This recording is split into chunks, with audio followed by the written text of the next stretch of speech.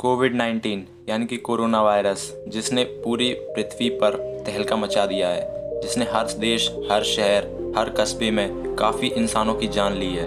तो आज हम इस वीडियो में आपको बताएंगे कुछ ऐसे तथ्य यानी ऐसे फैक्ट और कुछ ऐसे मिथ्स कि ऐसी बातें जो आपको शायद ही पता होंगी और कुछ ऐसी गलत बातें जो आपने सुन रखी होंगी, उसको हम इस वीडियो में मिथ बस्ट करेंगे। तो बने रहिए इस वीडियो में और इस वीडियो को पक्के से पूरा देखिएगा, वरना आपको कुछ ऐसी बातें पता नहीं चल पाएंगी और आप गलत इन्फॉर्मेशन ले लेंगे। तो चलिए शुरू करते हैं इस वीडियो को। पहला, क्या कोरोना वायरस खाने के द्वारा फैला जा सकता है? यानी कि किसी के खाया हुआ खाना उसमें कोरोना हो और क्या वो दूसरे को इन्फेक्ट कर सकता है? जी नहीं। लेकिन कुछ लोग समझेंगे कैसे, मैं आपको बताता हूँ। जो कोरोना वायरस है वो एक रेस्पिरेटरी डिसीज़ है, यानी कि वो आपके लंग्स पे सबसे पहले अटैक करती है। लेकिन जो आप खाना खाते हैं वो जाता है पेट में, और पेट में आपके होता है हाइड्रोक्लोरिक एसिड, जिसकी वजह से वह मारा जाता है उस एसिड की वजह से, जिससे वो पूरा नष्ट हो जाता है। तो इसका फर्स्ट मिथ बस्ट होता है कि कोरोना वायरस खाने के द्वारा नहीं फैल जा सकता। सेकंड, आपने कई जगह पे देखा होगा थर्मल स्कैनिंग वगैरह होती है, यानी कि एयरपोर्ट, रेलवे वगैरह पे भी होती है। आपने बहुत जगह देखा होगा, जिससे पता करते हैं इसको कोरोना वायरस है या कोविड-19 है या नहीं। लेकिन आपको पता कैसे है, उनको पता कैसे चलता है इनको है या नहीं? बल्कि अभी तो इसकी कुछ पता भी नहीं है इसके बारे में। तो मैं आपको बता दूं, वो थर्मल स्कैनिंग से अभी तक कुछ भी पता नहीं चल सकता। उससे सिर्फ आपका सिर्फ टेम्परेचर पता चलता है। अगर किसी बॉडी का टेम्परेचर थोड़ा राइज होता है नॉर्मल से, तो उनको थोड़ा शक होता है कि कोरोना हो सकता है, लेकिन वो कंफर्म नहीं है कि कोरोना ही है। मतलब किसी बुखार या किसी और फीवर की वजह से भी वो टेम्परेचर राइज हो सकता है। उसे अनुमान लगाते हैं और फिर उसकी टेस्टिंग की जाती है, बाद में उसे पता चलाया जाता है। तीसरा, अभी भी कई लोगों के दिमाग में यह सोच में आता होगा कि कोरोना वायरस की डिसीज़ की जो वैक्सीन है वो अभी तक बनी है, यानी कि उसकी कोई दवा बनी है या नहीं।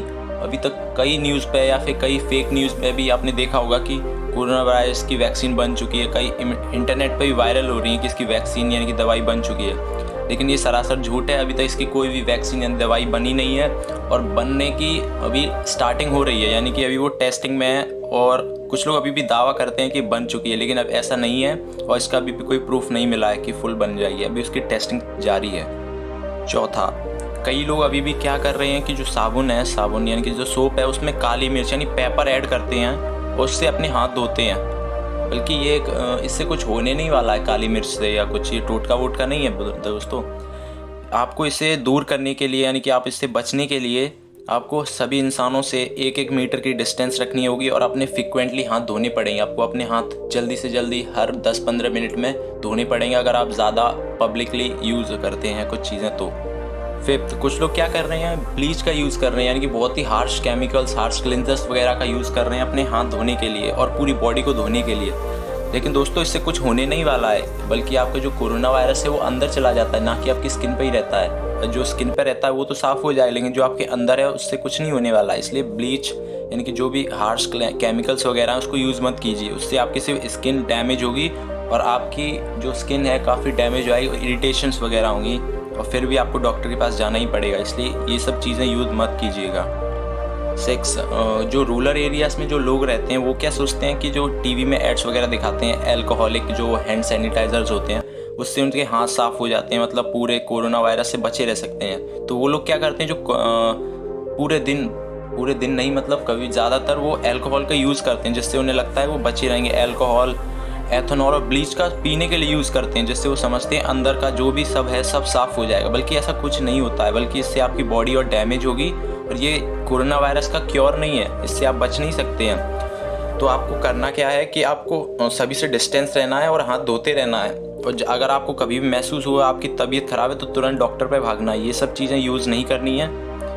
7, टीवी वगैरह में बताया जा रहा है कि जो टेम्परेचर ज़्यादा 26 या 27 से ज़्यादा होता है, तो जो कोरोना वायरस होता है उसमें ज़िंदा नहीं रह पाता, वो मर जाता है, यानी कि मारा जाता है। तो कुछ लोग क्या कर रहे हैं, अभी भी इंटरनेट पर काफ़ी वीडियोस वायरल हो रही हैं कि वो पूरे दिन खड़े होकर काफ़ी तपती धूप में खड़े रहते हैं, जिसकी वजह से वो समझते हैं इससे मेरा कोरोना वायरस होगा वो ख़त्म हो जाएगा। लेकिन ऐसा नहीं है। आपका जो नॉर्मल बॉडी टेम्परेचर है वो उसके अंदर जाता है। आपकी जो स्किन है उस पर आपको महसूस होगा वो गर्म हो रहा है, लेकिन अंदर का वो नॉर्मल टेम्परेचर ही रहता है, जिसकी वजह से वो बचा रहता है। इसलिए आपको ये सब चीज़ें नहीं करनी है। आपको इससे काफ़ी आपको मुश्किल हो सकती है और आपकी बॉडी भी काफ़ी सनबर्न भी हो सकता है। 8, कुछ लोग अभी क्या सोच रहे हैं कि काफ़ी वो डरे हुए हैं कोरोना वायरस यानी कोविड-19 की वजह से। अगर उनको एक बार कोरोना वायरस हो जाता है तो वो ये समझते हैं उनको पूरी ज़िंदगी रहेगा और अब वो बच नहीं सकते। लेकिन आप जो रूरल एरियाज़ में है वो ज़्यादातर ऐसा सोचते हैं, लेकिन ऐसा नहीं है कि जो कोरोना वायरस है, अगर आपकी इम्यून सिस्टम यानी अंदरूनी जो शक्ति है अगर वो ज़्यादा मजबूत होगी, वो कोरोना वायरस को भी मार देगी बिना किसी वैक्सीन वगैरह के। तो आप ऐसा बिल्कुल मत सोचिए कि आप उससे रिकवर यानी कि उससे बच नहीं सकते हैं और ये ऐसी डिसीज़ है कि आप उससे मारे ही जाएंगे, ऐसा नहीं होता है दोस्तों।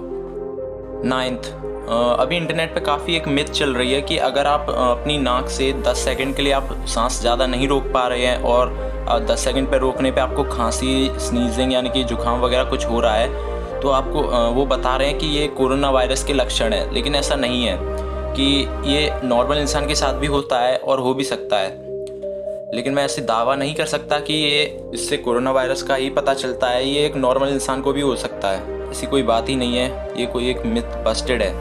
10th, क्या आपको पता है जो कोरोना वायरस है वो कोई से भी क्लाइमेट में ट्रांसफ़र हो सकता है, ट्रांसमिट हो सकता है, चाहे वो हॉट रीजन हो, कूल रीजन हो, ह्यूमिड रीजन हो या कोई सा भी रीजन हो, वो कोई से भी क्लाइमेट में ज़्यादातर वो ट्रांसफ़र हो सकता है। लेकिन गर्मियों के मौसम थोड़ा कम होता है, लेकिन होता फिर भी है। लेकिन आप ऐसा मत सोचिए कि अब तो गर्मियाँ आ रही हैं, अब तो हम बचे रहेंगे और ये फैलेगा नहीं और आराम से हम कहीं पे भी जा सकते हैं, ऐसा मत कीजिएगा। सोशल डिस्टेंसिंग का पालन कीजिए और घर पे ही रहिए कम से कम जब तक ये लॉकडाउन वगैरह नहीं खुल जाते हैं। 11th, इसी बात पे मैं बताता हूँ कि जो कोरोना वायरस है वो स्नो यानी कि ठंडी जगह या कहीं पे बर्फीली जगह पे नहीं मर सकता है और वो गर्म जगह पे भी मर सकता है ज़्यादा टेम्परेचर होने पे, लेकिन वो किसी बॉडी के कांटेक्ट में नहीं आना चाहिए वरना वो उसके अंदर चला जाता है, जिसकी वजह से वो मारा नहीं जा सकता।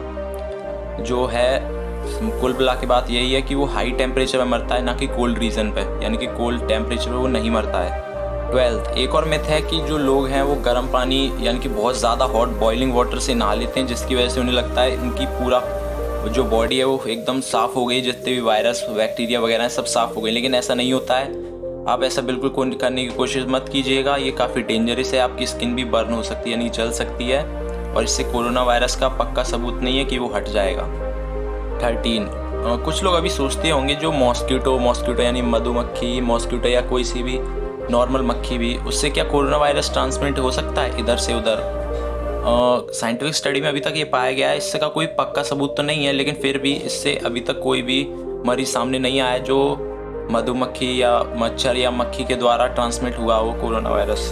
तो उसका कोई भी अभी सबूत नहीं है कि मॉस्किटो की डंक काटने से भी उसका कोई संबंध हो। तो ऐसा कुछ नहीं होता है कि मधुमक्खी, मक्खी या मच्छर के काटने से इधर से उधर ट्रांसमिट हो जाए कोरोना वायरस, ऐसा कुछ भी नहीं है, ये मिथ बस्टेड है। 14th, क्या आपको पता है कि कुछ लोग अभी भी ये सोचते होंगे कि अगर किसी को कोरोना हो रहा है या हो जाएगा तो वो क्या करते हैं, पूरे दिन बस हैंड सैनिटाइज़र से ही अपना हाथ धोते रहते हैं, हैंड सैनिटाइज़र, हैंड ड्रायर काफ़ी तेज़ी से धोते रहते हैं। तो उन्हें क्या लगता है कि ऐसा कभी होगा ही नहीं उनके साथ, बल्कि आपकी ये बहुत बड़ी मिस्टेक है, ऐसा कुछ होता नहीं है। बल्कि आपका जो सैनिटाइज़र होता है वो आपके ठंडों को एल्कोहलिक कर देता है, यानी कि अगर उस पर कोई बैक्टीरिया वगैरह होगा वो उससे मर जाते हैं, कुछ जो कम टेम्परेचर वाले होते हैं, और जो बाकी होते हैं वो हाथों से स्लिप हो जाते हैं, यानी कि उन पर ग्रिप बन नहीं पाती है अल्कोहल की वजह से, और वो काफ़ी हल्के होते हैं, अल्कोहल के साथ उड़ने लगते हैं और वो ज़मीन पर गिर जाते हैं। तो ऐसा मत सोचिएगा कि हैंड सैनिटाइज़र से आपकी पूरी बॉडी सैनिटाइज हो जाएगी और कोरोना वायरस आपके हाथों में नहीं रहेगा, ऐसा कुछ भी नहीं है। 15, जो अल्ट्रावायलेट रेज़ हैं उससे कोरोना वायरस मर जाता है, ऐसा कहा जाता है और ऐसा है भी। साइंटिफिक स्टडी में पाया गया है जो यूवी रेज़ हैं यानी कि जो सन की अल्ट्रावायलेट रेज़ होती हैं उसकी वजह से कोरोना वायरस मर जाता है, जिसकी वजह से जिन लोगों को है वो काफ़ी यूवी ट्रीटमेंट्स करवा रहे हैं, बल्कि ये गलत चीज़ है, बल्कि इससे कुछ होने तो वाला नहीं है। आपकी जो स्किन पे है वही वाले मरेंगे, जो आपके बॉडी के यानी लंग्स में जो पहुंच चुके हैं उससे ये नहीं होने वाला है, वो वैक्सीन से ही मरेंगे। तो कुछ लोग क्या करते हैं, यूवी रेडिएशन से करवा लेते हैं अपना ट्रीटमेंट, उनको लगता है वो बच जाएंगे, लेकिन ऐसा होता नहीं है। ये यूवी से आपकी जो स्किन है काफ़ी इरिटेशन होता है और आपकी आँखें भी काफ़ी ज़्यादा डैमेज भी हो सकती हैं। ये काफ़ी ख़तरनाक ट्रीटमेंट्स होते हैं अल्ट्रावायलेट्स वाले, इनको करवाना मत। 16, आजकल चल क्या रहा है यूट्यूब पे हर वीडियोस में ये बता रहे हैं कि गार्लिक यानी कि लहसुन खाने से आपका कोरोना वायरस ख़त्म हो सकता है और आपको लगेगा नहीं, लेकिन इसका कोई साइंटिफिक स्टडी तौर पे कोई भी पक्का सबूत नहीं है कि गार्लिक यानी कि लेसन से आपकी जो कोरोना वायरस की डिसीज़ है वो ख़त्म हो जाएगी। हाँ, मानते हैं कि इसमें एंटी माइक्रोबिक्स प्रॉपर्टीज़ होती हैं जो जर्म्स वगैरह को मारती हैं, लेकिन ये पक्का सबूत नहीं है कि इससे ये मारा ही जाएगा, और बल्कि इसका कोई एविडेंस भी अभी तक पाया नहीं गया है जो जिससे पीपल कोई भी बचा हो गार्लिक से। 17, क्या जो कोरोना वायरस है वो सिर्फ बूढ़े लोगों यानी ओल्डर पीपल पे ही इफ़ेक्ट करता है? लेकिन ऐसा नहीं है, वो सारे सभी एजेस के पीपल्स को इन्फेक्ट कर सकता है, और सभी को डिस्टेंसिंग मेंटेन करनी चाहिए, क्योंकि वो छोटा बड़ा नहीं दिखता है, बल्कि वो किसी भी लिविंग ऑर्गेनिज्म पे यानी किसी इंसान पे भी वो हावी हो सकता है। और बूढ़े लोगों पे ज़्यादा इफेक्ट इसलिए करता है क्योंकि उनको पहले से ही कोई ना कोई बीमारी चल रही होती है, जैसे अस्थमा, डायबिटीज़ या हार्ट डिसीज़ कोई भी होती हैं, जिसकी वजह से वो ज़्यादा वल्नरेबल होते हैं, और बूढ़े लोग ज़्यादा जल्दी मर जाते हैं। उनकी जो इम्यून सिस्टम होता है वो कमज़ोर होता है, जिससे लगता है लोगों को कि सिर्फ बूढ़े लोगों पे ही वो ज़्यादा इफेक्ट करता है, लेकिन ऐसा नहीं है, वो सभी बॉडीज़ पे इफेक्ट कर सकता है, तो आपको बच के रहना है उससे, ठीक है। 18, क्या जो कोरोना वायरस है उस पर एंटीबायोटिक्स का कोई असर होता है, यानी कि कोई दवाइयों का असर होता है? लेकिन ऐसा नहीं है, उन पर कोई असर नहीं होता है, क्योंकि वो एक वायरस है ना कि बैक्टीरिया। जितनी भी वायरस डिसीज़ होती हैं उस पर कोई भी एंटीबायोटिक्स का असर नहीं होता है, जैसे कि खांसी जुकाम वगैरह होता है, उस पर कोई भी एंटीबायोटिक्स का असर नहीं होता है। तो आपने देखा होगा वो हमेशा जो डॉक्टर होते हैं इसकी कोई एंटीबायोटिक्स देते ही नहीं हैं, बल्कि वो कोई घरेलू उपाय बताते हैं, यानी कि कोई सिरप वगैरह भी दे देते हैं, लेकिन इसकी कोई दवाई है नहीं वायरसों की।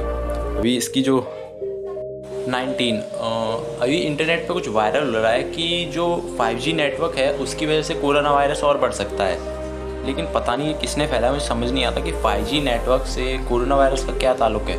कि जो वायरस है वो एक कम्युनिकेटेड डिसीज़ है जो ह्यूमंस के द्वारा फैल सकती है और लिविंग ऑर्गेनिज्म के, ना कि किसी टावर से। ये एक फेक न्यूज़ थी और ये मिथ बस्टेड है।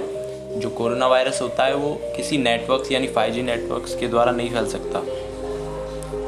20, द लास्ट क्वेश्चन, कि इसका कोई बचने का उपाय है? इससे कैसे बचा सकता है? तो इसको बचाने का अभी तक कोई वैसे उपाय नहीं है, लेकिन सिंपल सा एक फंडा है कि आपको ज़्यादा से ज़्यादा टैंगी यानी कि खट्टे फ्रूट्स का ज़्यादा यूज़ करना, जिसमें ज़्यादा विटामिन सी पाया जाता है, जैसे कि लेमन, संतरा, ग्रेप्स वगैरह, जितने भी हो गए खट्टी चीज़ें, जितने भी खट्टे फ्रूट्स होते हैं जिसमें टैंगी स्वाद आता है, उसको आपको ज़्यादा इस्तेमाल करना है, जिसकी वजह से आपको इम्यून सिस्टम ज़्यादा मजबूत होता है विटामिन सी से, और बैक्टीरिया, वायरस यानी जितनी भी डिसीज़ेज़ हैं उससे लड़ने में मदद करता है, काफ़ी कारगर होता है विटामिन सी। आपको ज़्यादा से ज़्यादा उसे यूज़ करना है।